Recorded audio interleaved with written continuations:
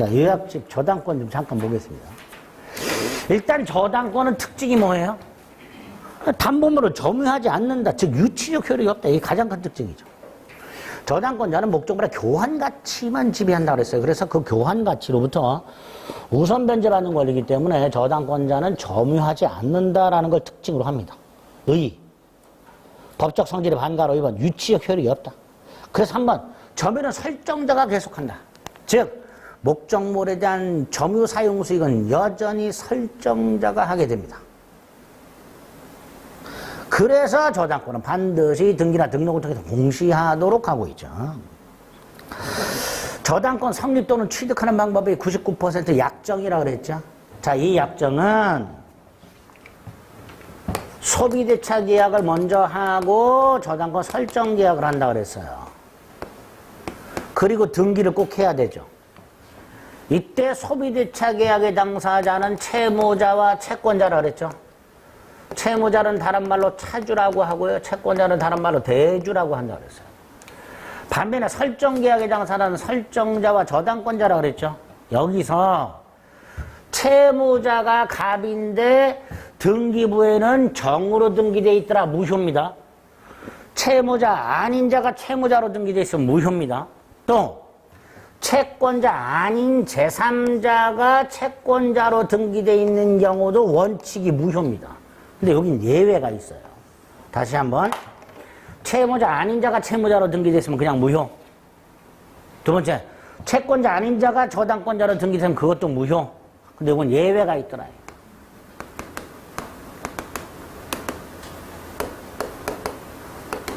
어떤 경우? 당사자 간의 합의. 또 하나의 문구. 채권이 실질적으로 제3자에게 귀속. 이런 표현.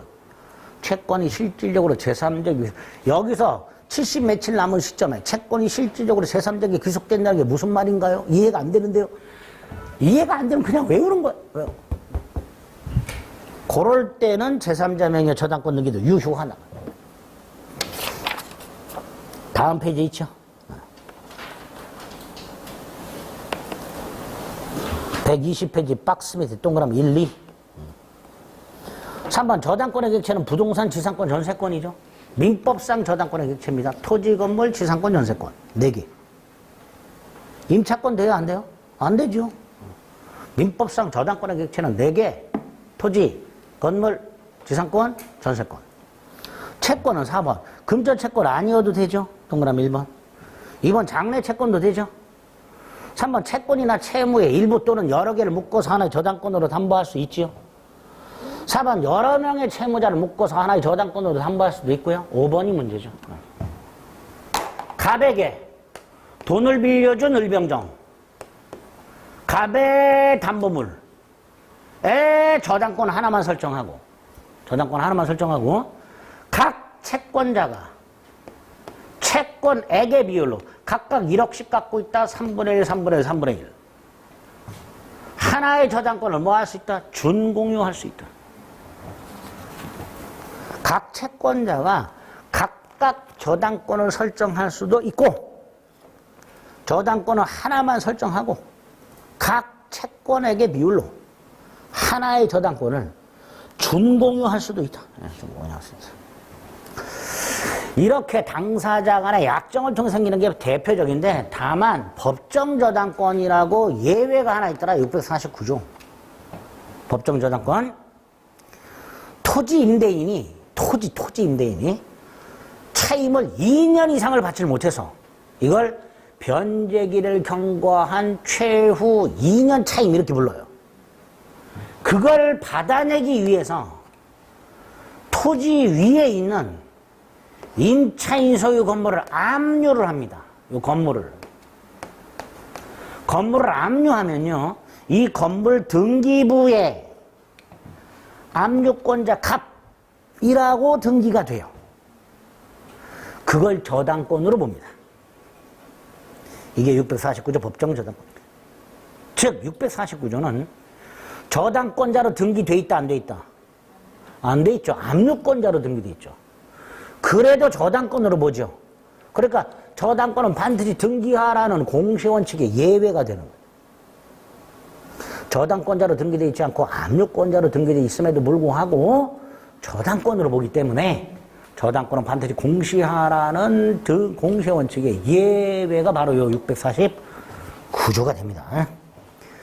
그리고 이제 저당권에서 중요한 시험 문제가 집중해서 출제되는 게 저당권의 효력이죠. 그래서 첫 번째 피담보 채권의 범위와 목적물의 범위가 나오죠.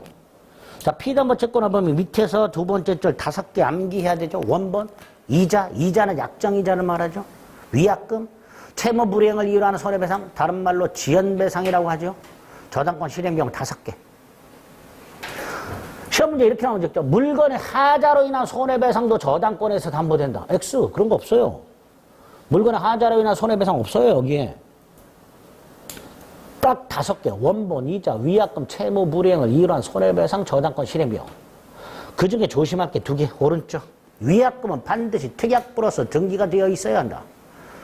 그 다음 채무 불이행을 이유로 하는 손해배상은 지연배상을 말하는데 다 안 된다. 원본의 이행기를 경과한 후 1년분에 한해서만 우선 변제받을 수 있다. 2개 조심하시면 되고요. 이자는 약정이자고요. 약정이자는 무제한 담보되겠죠. 그 다음 목적물의 범위 358조. 부합물 종물에도 미친다. 다만 다른 약정할 수 있다. 아, 임의규정이구나.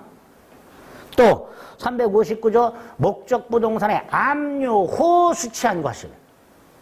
저당권 세력이 미치죠. 그 말은 원칙적으로 목적물의 과실에는 저당권 세력이 미치지 않지만 목적물 압류 후의 과실에는 저당권 세력이 미친다. 뭐 이런 뜻입니다. 밑에 부합물과 종물은 저당권 설정 전 부합물 종물이든 후 부합물 종물이든 따지지 않고요. 부합물의 1번. 3번. 토지 위에 건물, 임목, 명인 방법을 갖춘 수목, 수목이 집단, 미분리과실, 농작물, 미채굴 확물은 토지의 부합물도 종물도 아니니까 토지 저당권 혜택이 미치지 않고요. 종물 종된 권리에서는 종된 권리 기억하면 되지요. 갑소유 땅에 을이 건물을 갖고 있고요. 을이 땅에 대해서 지상권이나 임차권을 갖고 있을 때 건물에 설정된 저당권 혜택은 지상권 또는 임차권에도 미친다. 그죠? 또 전유 부분에 설정된 저당권의 혜택은 어디에도 미친다? 대지 사용권에도 미친다. 이렇게 저당권의 효력은 종된 권리에도 미친다라는 거 확인하셔야 됩니다. 뒤에서 볼 겁니다. 과실에는 저당권 혜택이 미치지 않지만 압류 후에는 미친다. 저당 토지 위의 건물은 토지의 부합물도 종물도 아니니까 토지 저당권 혜택이 미치지 않습니다. 다만 이제 나중에 일괄경매권이라는 걸 하나 2번 봐야 되고요. 뒤에서 볼 겁니다. 일단 판례 체크해야 되죠. 다음 페이지. 동그라미 1번은 뭐 징글징글하게 나왔죠. 건물의 저당권이 설정된 후 증축됐고 증축 부분이 기존 건물에 부합됐다면 기존 건물 저당권의 효력은 부합된 증축 부분에도 미치니까 저당권 실행 경매 당시 경매법원이 증축 부분을 경매 목적물로 평가하지 않고 누락을 했다 하더라도 경락인은 증축 부분의 소유권을 취득한다. 동그라미 2번 건물 저당권의 효력은 지상권 또는 임차권에도 미친다. 3번 전유분에 설정된 저당권 효력은 대지 사용권에도 미친다. 이렇게 되죠. 일단 물상대비. 아까도 말씀드렸지만 목적물이 저당권이 설정이 되어 있는 목적물이 멸실, 훼손, 공용징수된 경우 강제 수용이라고 그랬죠. 그 가치 변형물 수용보상금이라든가 또는 화재보험금으로부터 저당권자가 우선 변제받는 성질을 물상대위라고 하는데 첫째 가만히 있으면 안 된다. 이게 지급이나 인도가 되기 전에 압류를 해라. 지급이나 인도를 못하도록. 물론 이 압류는 꼭 저당권자가 할 필요는 없다. 그 1번.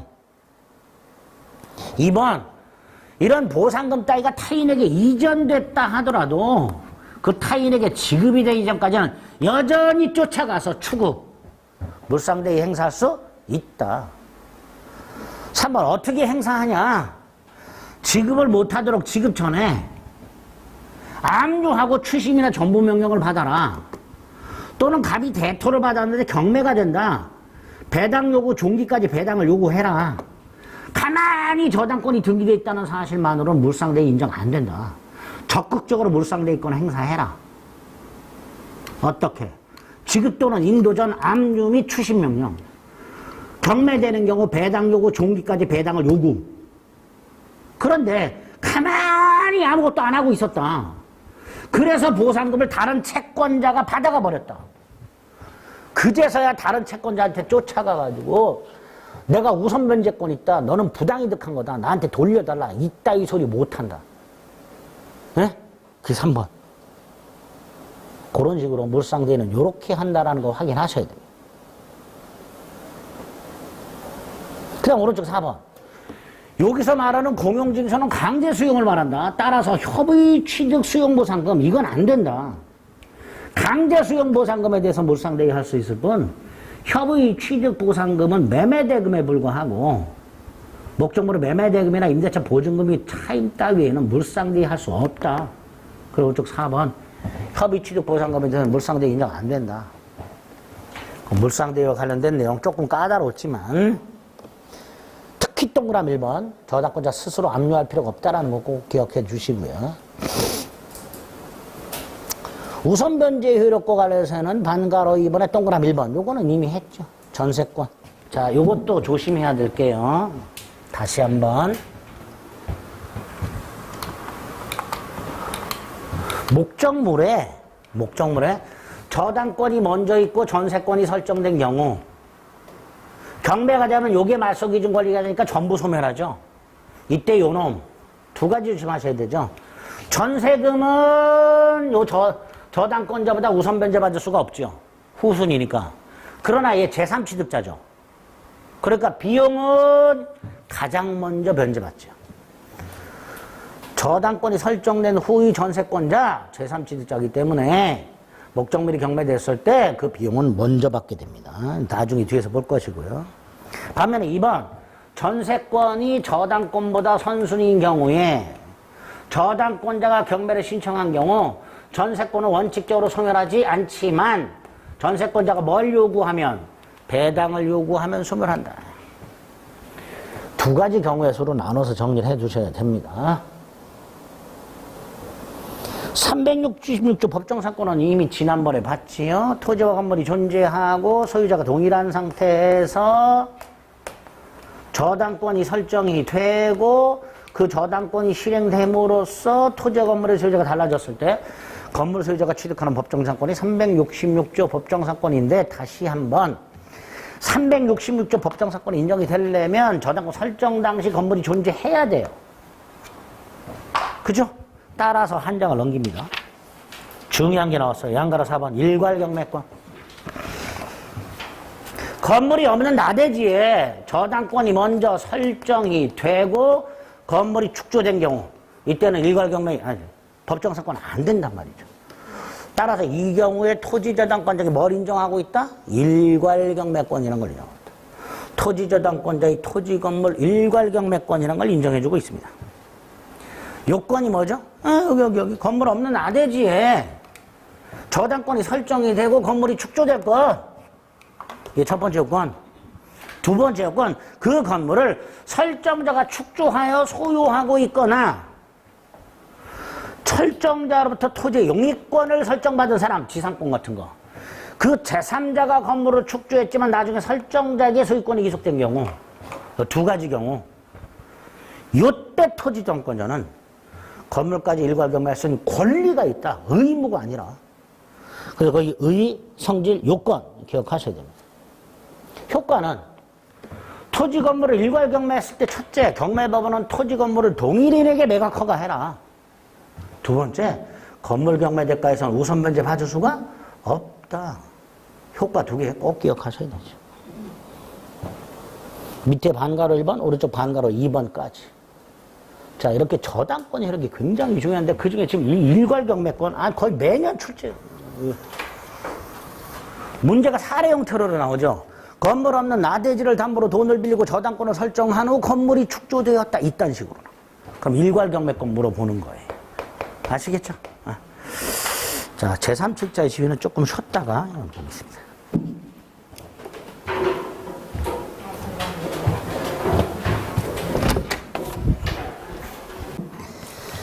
(125페이지) 저당부동산 제3칙자, 이것도 아주 중요하죠. 예를 들어서 갑소유 땅에 저당권이 설정이 되어 있는 상태에서 그 땅을 사가지고 소유권을 취득했거나 지상권을 취득했거나 전세권을 취득한 사람,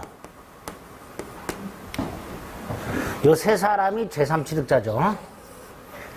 요 사람들은 채무를 인수하지 않았. 그래서 을이 갑에게 1억을 빌려준 상태에서 저당권을 갖고 있고 이 땅이 2억짜리다.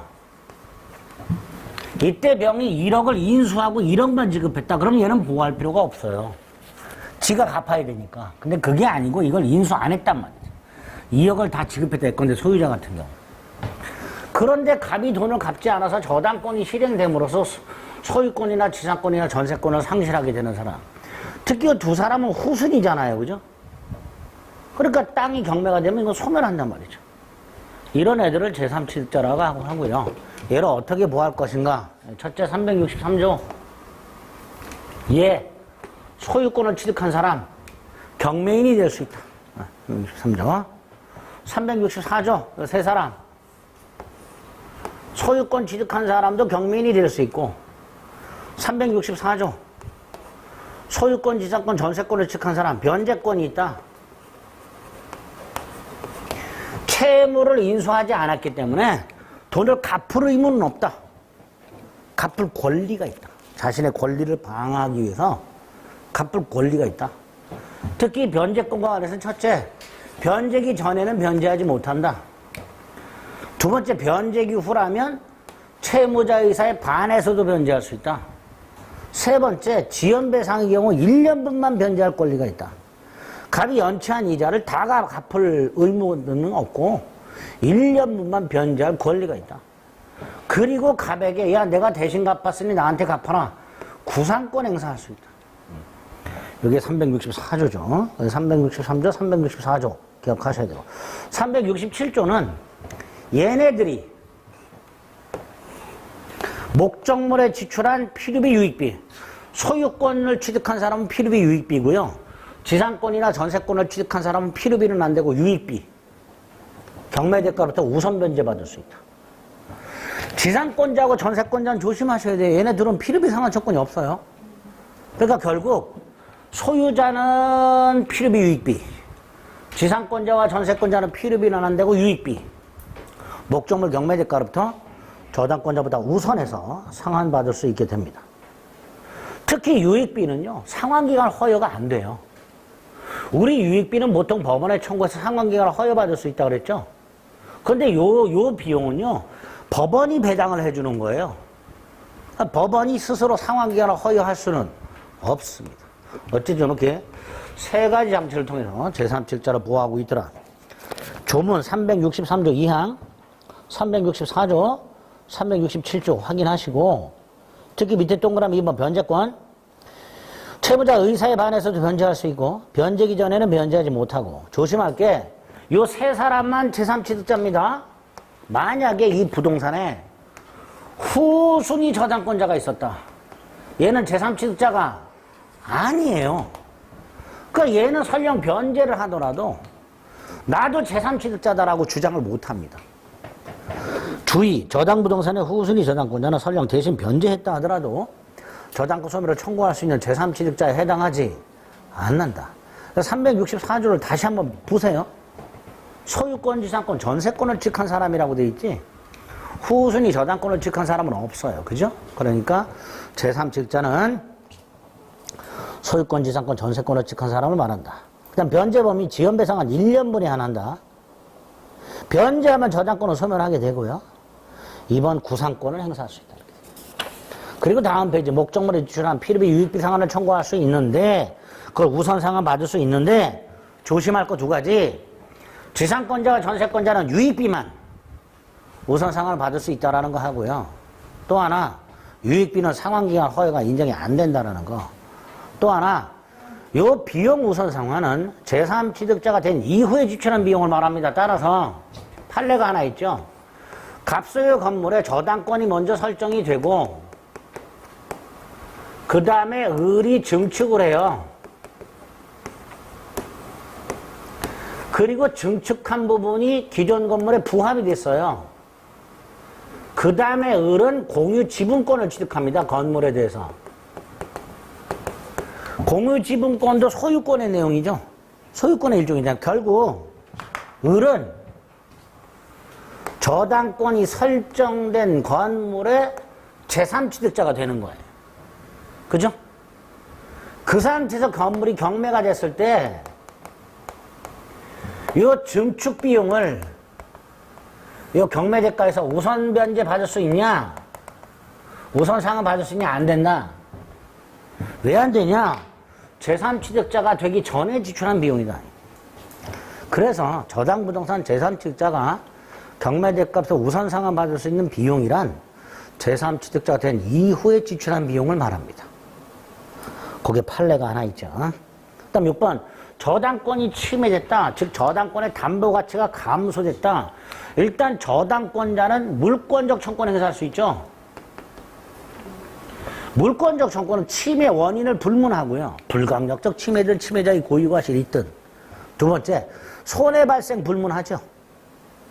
침해 원인 불문, 손해 발생 불문, 물권적 청권 행사할 수 있고, 그 다음 중요한 거, 반환 청권 인정이 안 된다.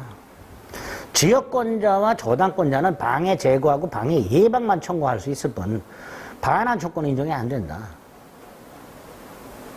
세 번째, 반환 청권 인정이 안 되니까 거기 판례. 목적물의 일부가 분리 반출되었을 때 저당권자는 원래 장소로의 원상 회복을 청구할 수는 있지만 자기 자신에게 반환할 것을 청구할 수는 없다. 4번 유해등기 말소 청구라고 1번 저당권자 을이 있고 2번 저당권자 병이 있는데 1번 저당권이 소멸했음에도 불구하고 말소 등기가 안 되고 있더라. 그래서 2번 저당권의 순위가 등기부상 승진하지 못하는 방해 상태가 있더라. 그래서 2번 저당권자는 말소 등기를 청구할 수 있다. 이것도 물권적 청구, 이걸 유해등기 말소 청구라고 하죠. 자, 두 번째, 누군가의 고의과실에 의한 저당권 침해가 있고 저당권자에게 손해가 발생하면 저당권자는 손해배상을 청구할 수 있는데 여기서 손해란 남아있는 잔존가치만으로는 채권의 전부의 만족을 받을 수 없는 상태를 말하고 두 번째, 굳이 저당권 실행까지 기다릴 필요 없이 손해가 발생하면 바로 손해배상을 청구할 수 있다. 위에 동그라미 1번, 2번. 세 번째 보호장치가 담보물 보충 청권 또는 원상회복 청권인데 이건 침해자가 설정자인 경우. 설정자는 누가 있죠? 채무자 또는 물상보증인. 그럴 때 원상회복 또는 다른 담보 제공을 청구할 수 있습니다. 네 번째가 즉시변제 청구라고 388조 1호에 보면 채무자가 설정자 아닙니다. 채무자가 담보로 손상감소 멸실하게 한 경우 채무자는 기한이가 상실하니까 채권자는 즉시변제를 청구할 수 있습니다. 특히 담보물 보충 청구는 하고요. 즉시변제 청구는 침해자가 누군지 꼭 구별하셔야 됩니다. 예를 들어서 물상보증인이 저당권을 침해했을 때는 담보물 보충을 청구할 수는 있으나 즉시변제를 청구할 수는 없습니다. 그 다음 6번 구제방법 상호간의 관계.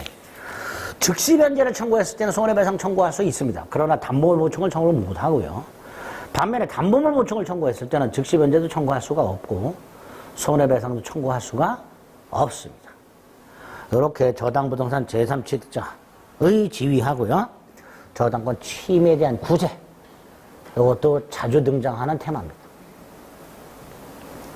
그 다음 저당권 처분 및 소멸이라고 되어 있는데 당연히 저당권을 갖고 있는 자 채권도 갖고 있을 텐데요. 이거 분리양도 못합니다.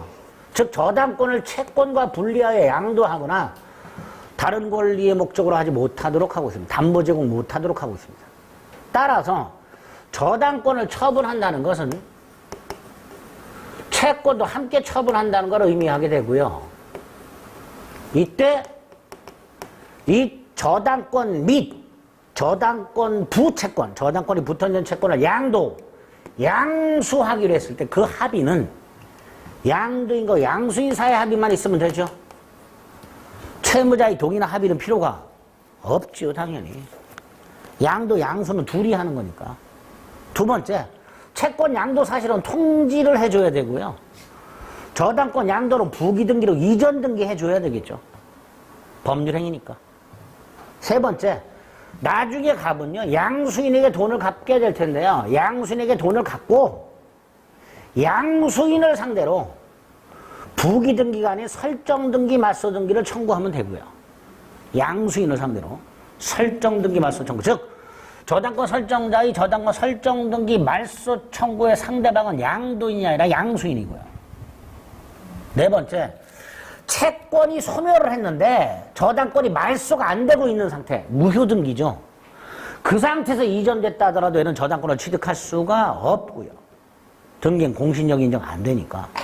이런 것들이 저당권 처분 양도에서 기억하셔야 됩니다. 반가로 2번, 반가로 1번, 반가로 2번에 동그라미 1, 2, 3.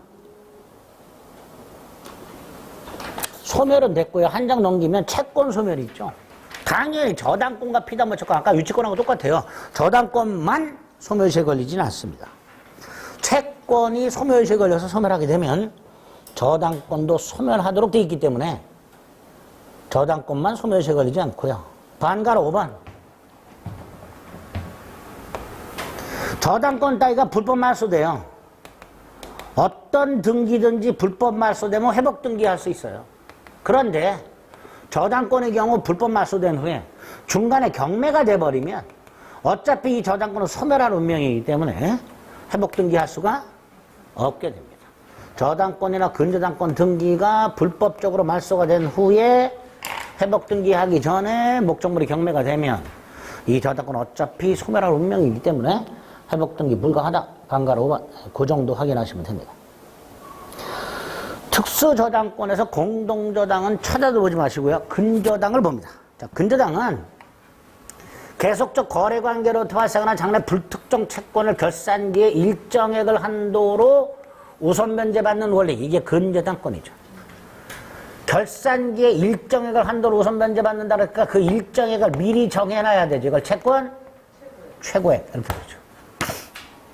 즉 계속적 거래관계를 통해서 발생하는 장래 불특정 채권을 결산기에 일정액을 한도로 담보하는 그런 권리를 근저당권이라 한다. 다음 페이지 보면 357조 1항에서 뭐라고 해놨어요. 저당권은 그 담보할 채무의 최고액만을 정하고 채권 채무가 얼마인지 그 확정을 장래 유보하여 설정할 수 있다. 당연히 이때 확정될 때까지 채무가 소멸되거나 이전됐다 하더라도 저당권은 영향을 받는다 안 받는다? 안 받는다. 이게 부종성의 완화죠. 예를 들어서 채권이 일시 소멸하더라도 근저당권은 소멸하지 않는다 이런 뜻입니다. 그래서 특징 중에 하나가 부종성이 완화되어 있다. 근저당권의 특징이 두 가지죠. 채권의 불특정성과 부종성의 완화. 근저당권이 성립하려면 당연히 계속적 거래계약과 이게 뭐예요? 채권을 발생시키는 기본계약이죠. 플러스 근저당권 설정계약 플러스 등기가 필요한데요. 반드시 등기해야 되는 거 두 개. 근저당이라는 취지와 채권 최고액. 존속기간은 반드시 등기해야 되는 필요적 등기사항이 아니지요. 근저당이라는 취지와 채권 최고액은 반드시 등기하라. 맨 밑에 동그라미 2번. 근저당권의 효력 중에 피담보 채권의 범위라고 되어 있죠. 오른쪽 최고액의 개념을 먼저 기억해야 되죠. 최고액이 뭐죠? 우선 변제 한도. 채무자가 갚아야 될 변제 책임의 한도가 아니라 우선 변제받는 한도를 의미한다. 따라서 확정된 채권액이 최고액을 초과한다면 최고액까지만 우선 변제받을 수 있다 이런 뜻이죠. 경매대가로부터 최고액까지만 우선 변제받을 수 있다. 피담보 채권의 범위에 대해서 원칙적으로 360조가 적용이 되되 두 가지 조심하자. 양가로 1번 지연배상은 1년분에 하나 하지 않는다. 양가로 2번 아까 360조 저당권 실행비용이 있었죠. 그러나 근저당권 실행비용은 최고액에 포함되지 않는다. 1번의 양가로 1, 양가로 2. 또 2번 확정이 된 이후에 채권액이 확정이 된 이후에 발생하는 원본 채권 이건 담보되지 않는다. 우선 변제 받을 수 없다. 반면에 확정 이전에 발생한 원본 채권에 대하여 확정 이후 발생하는 이자나 지연배상은 최고액에 포함되는 한 우선 변제 받을 수 있다. 그 피담보 채권의 부분이 철저하게 기억하셔야 되고요. 자, 그럼 근저당권에서 중요한 게 두 가지인데 하나가 언제 채권이 확정되느냐예요. 언제 확정돼요? 여기 나와 있죠. 결산기 도래. 여기 하나 있고요. 또 하나가 한 장을 먼저 넘기세요.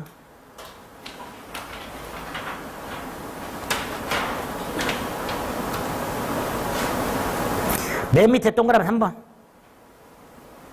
거기에 보면 근저당권에서 담보되는 채권이 전부 소멸하고 여기 채권이 빵원이고 당사자가 거래를 계속할 의사가 없어. 그럼 이 계약을 해지를 하고 계속적 거래계약 및 근저당권 설정계약을 해지를 해요. 그럼 영원으로 확정이 돼. 그럼 근저당권도 소멸한다. 거기 두 번째. 다시 앞으로 돌아와서 다시 한번 피담보 채권을 확정해 확정 시기에 결산기도래 옆에 여기 결산기를 정하지 않았다면 계속적 거래계인데 언제까지 결산을 이걸 정하지 않았다면 언제든지 기본계약을 해지함으로써 채권액을 확정할 수 있다. 그리고 중요한 거 두 개 경매 신청. 근저당권자 스스로 경매를 신청했을 때 그 사람은 신청 시 확정이 되지만 다른 권리자가 경매를 신청했을 때 예컨대 후수의 권리자가 경매를 신청했을 때는 경락되고 완납한 데 확정이 된다. 확정이 되면 이번 보통 저당권과 동일하게 되고 특히 3번 확정된 채권이 최고액을 초과할 때 채무자는 다 갚아라. 채무자는. 그러나 물상보증인이나 제3취득자는 최고액까지만 변제하면 근저당말소를 청구할 수 있다. 중요하죠. 반가로 5번 채권 채무 확정 전에 각종의 계약 내용을 바꿀 수 있는데 그중에 최고액을 변경했을 땐 변경 등기하라. 또 3번 채무자 등을 바꿀 수 있다. 다음 페이지 넘겨보면 판례 하나가 있습니다. 첫 번째 줄 끝부분에 보면 채무가 확정되기 이전. 두 번째 줄 채무나 채무자를 변경할 수 있는데 세 번째 줄 변경 후 채무만 담보된다. 변경 이전 채무는 담보되지 않는다. 4번은 당연하죠. 근저당권만 양도는 허용되지 않는다. 확정된 채권과 함께 양도하라 이렇게 되죠. 단 확정 전에 채권 일부가 소멸하거나 채권 일부가 이전이 되거나 채권 일부를 다른 사람이 대신 갚았다 하더라도 근저당권은 이전된다 안 된다? 안 된다. 아까 357조 1항 단서에서 채권이 채무 확정 전 채권의 소멸 또는 이전은 근저당권의 효력에 영향을 미치지 않는다라고 분명히 해놨죠. 반가로 6번에 박스 세 번째 거 아까 말씀드렸죠. 계약을 해지시키고 소멸시킬 수 있다고 그랬고요.